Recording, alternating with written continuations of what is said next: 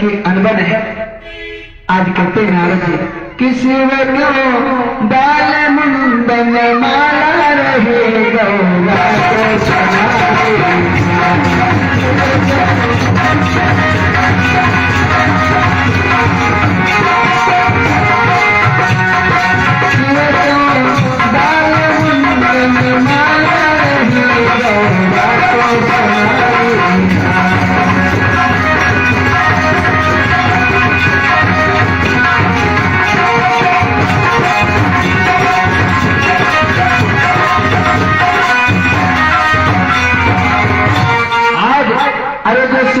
गले में हार डाले हैं, क्या तुमको बताया उसके विषय में? मैया पार्वती ने कहा नहीं, मुझे तो नहीं बताया है। तुमको पूछना चाहिए था, इसीलिए तो कहते तुम्हारी पत्नी की बनती नहीं। ऐसा जब कहा तो नारद से पूछने लगी, तो नारद बाबा कहते सुनाओ। देखो बोले बाबा तुमसे इतना प्रेम करते हैं कि जब तुम मर जाती हो तो तुम्हारे सर को काट लेते हैं और एक माला बनाते चले जाते हैं और वही गले में पहने।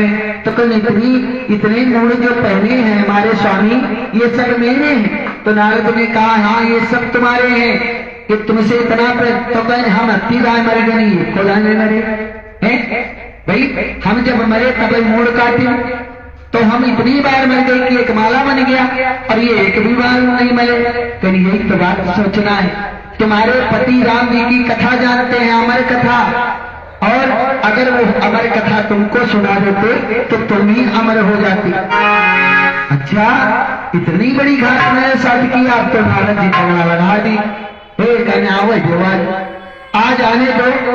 आज बोले नारद बाबा मैया पे भोग चढ़ा करके चले गए। थोड़ी देर बाद सूझी आए, मैया ने बड़ा स्वागत आदर किया। और एक बात है, माताएं जब नाराज होती हैं अपने पतियों पे तो जानते हो जब आएंगे तो बड़ा आदर स्वागत सम्मान करेंगे। उसके बाद जब खवार पिया के काबिल होता गुस्सा दिखाएंगे। आज भोले बाबा आए, बड़े स्नेह किया, आसन दिया, बड़ी सेवा की। और उसके बाद जब भोले बाबा खा पी के बैठे तब मैया कहती हैं ये बताओ तुम हमसे छलुड़ा करते कह क्यों क्या हो गया है? क्या नारद आए रहे? समझ गए नारद आए थे क्या? हाँ ये तो आए। हाँ वही बात है। बोलो क्या बात है? बोले कि एक बात बताओ प्रभु, ये तुम माला जो पहने हो गले में मूड़ों का ये क्यों पहने हो? बोले बाबा कहने लगे सुनो देखो मैं तुमसे बड़ा प्रेम करता हूँ और जब तुम मर जाती हो तो मैं तुम्हारा सर काट करके एक माला बना के धारण कर लेता हूँ। वही है तुम्हारे मूड है। तो कहा प्रभु एक बात बताओ, हम इतनी बार मर गई अब तुम एक भी बार नहीं मरे, ऐसा क्या हुआ? बोले बाबा कहने लगे मुझे राम कथा आती है। राम कथा यानी अमर कथा आती है, इसलिए मैंने नहीं मरे, हम नहीं मरे। अच्छा तो प्रभु जिसके पति को राम कथा आती हो और उसकी पत्नी बार बार मर जाती हो, का एक बार मुझे नहीं सुना सकते थे तुम राम कथा, जो हम भी नहीं मरती, हमेशा हमेशा तुम्हारे साथ में रहती? बोले बाबा कहने लगे देखो तुम इतनी बार मरी, इतनी बार जन्म लिया और एक भी जन्म में तुमने मुझसे नहीं कहा कि मुझे राम कथा सुननी है। और राम कथा कभी फेंकी नहीं जाती है, इसीलिए कहते राम कथा बगैर सुनने वाले को यदि सुनाओगे तो पाप लगेगा। राम कथा जो सुनने वाला ना हो उसको नहीं सुनाई जाती। भोले बाबा ने कहा तुमने इतनी बार जन्म लिया, इतनी बार मरी, लेकिन किसी भी जन्म में तुमने मुझसे आग्रह नहीं किया कि मुझे राम कथा सुननी है। अगर एक भी जन्म में तुमने कहा होता कि मुझे राम कथा सुनाओ तो मैं तुम्हें अवश्य सुनाया होता। मैं पार्वती कहने लगी ठीक है स्वामी, अब तो मुझे मैं तो कह रही हूँ, हाथ जोड़ करके विनती करके रिक्वेस्ट करके कह रही हूँ प्रभु अब मुझे राम कथा सुना दो। बोले बाबा ने कहा ठीक है, अगर तुम राम कथा सुनना चाहती हो स्वतंत्र होकर के कुछ आसन पर बैठो, मैं तुम्हें राम कथा अवश्य सुनाऊंगा। बोले बाबा आज मैया पार्वती कुछ आसन पर बैठी, बोले बाबा कथा सुनाने लगे। जिस वट वृक्ष के नीचे तो जब सुनाने बैठे तो भोले बाबा ने ताली बजाई कि जिस पर्वत पर देखो माताएं सुखवन डालती, गेहूं धान डालती सूखने के लिए, और जब डालती हैं और चिड़िया कौवा आते हैं उसमें चुनने लगते हैं, तो जब उनको भगाना होता है तो क्या करती हो? क्या करती हो बताओ? कैसे बजाती हो? ऐसे ताली बजाती हो तो भाग जाती है। तो बाबा तुलसीदास लिखते हैं, राम कथा सुंदर करता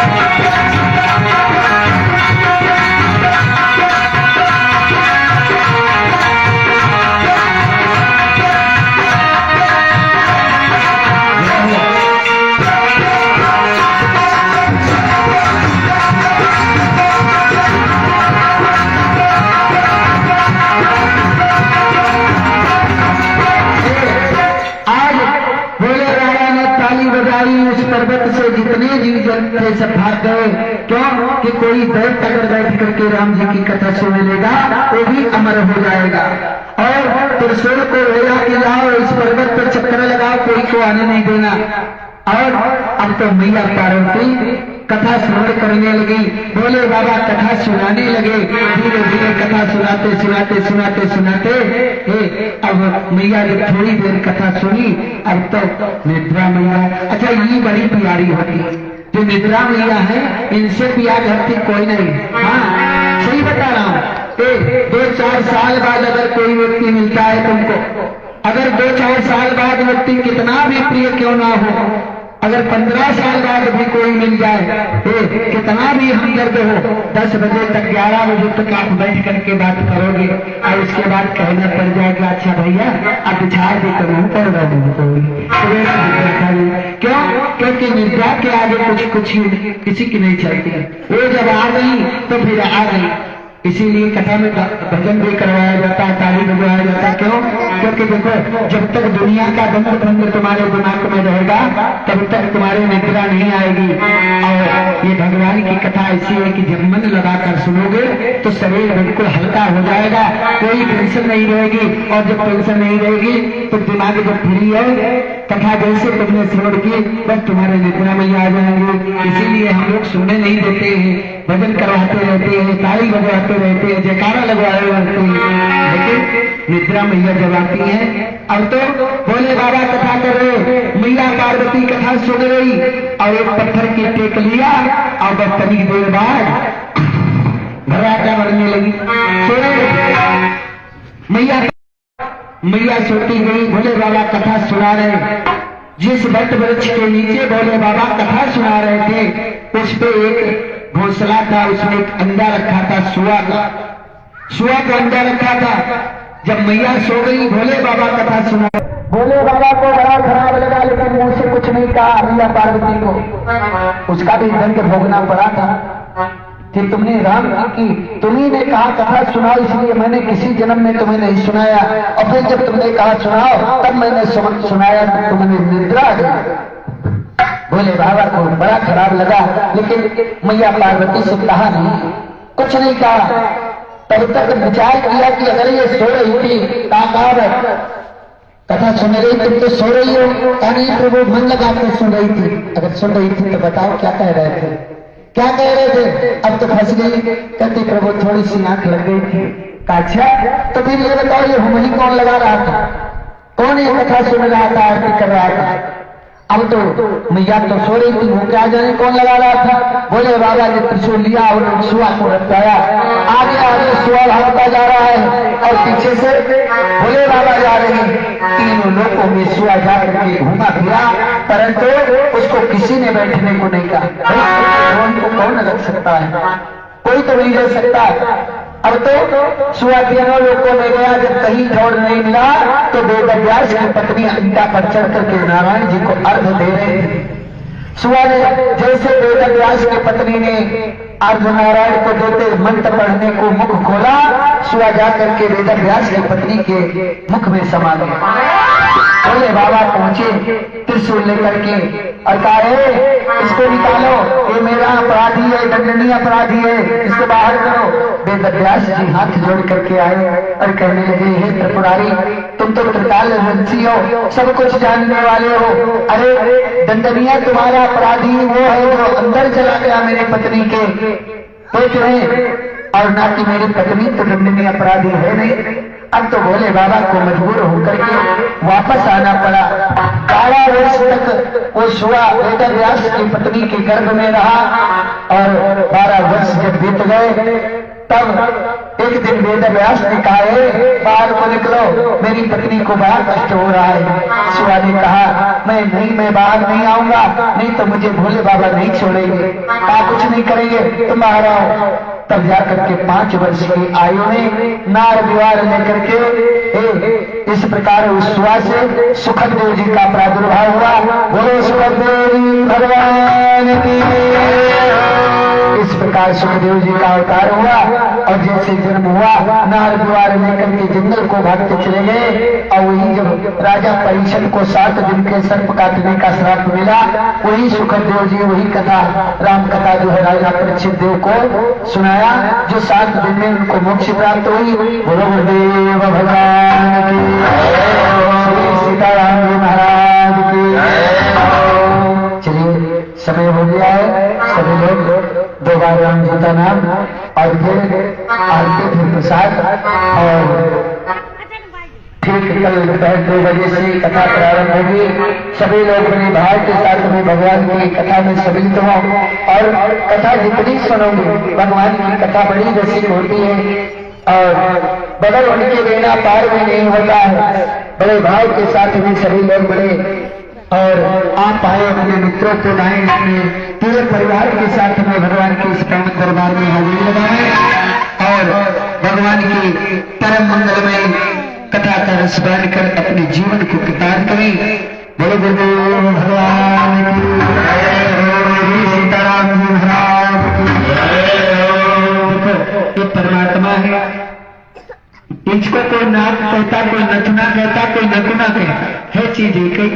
इन भगवान को कोई अल्लाह मानता है, कोई सदना मानता है, कोई भाई मानता है, कोई ईश्वर मानता है। सभी लोग बड़े भाव के साथ गाएंगे। किताबी में तेरा जलवा, काशी में नजारा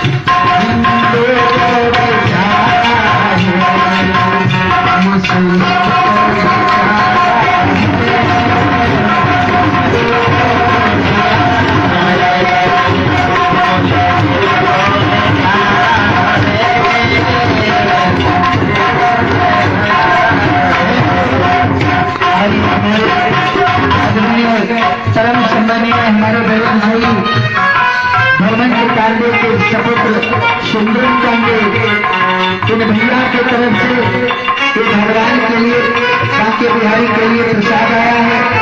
और इनके तरफ से भगवान जी के पुष्पमाला आए हैं। जय हो गुरुदेव भगवान की। और मैंने भगवान राम जी से अयोध्या में अर्जी लगा के आया है, हे नारायण हे राघव, हे विश्वविराट राघव नंदन में, हे राघव जी महाराज हमारे सुंदरम भैया को, इनको बढ़िया सा एक पुत्र को दो, यही कामना है। जय हो नारायण भगवान की जय हो, जय हो गुरुदेव भगवान की जय हो।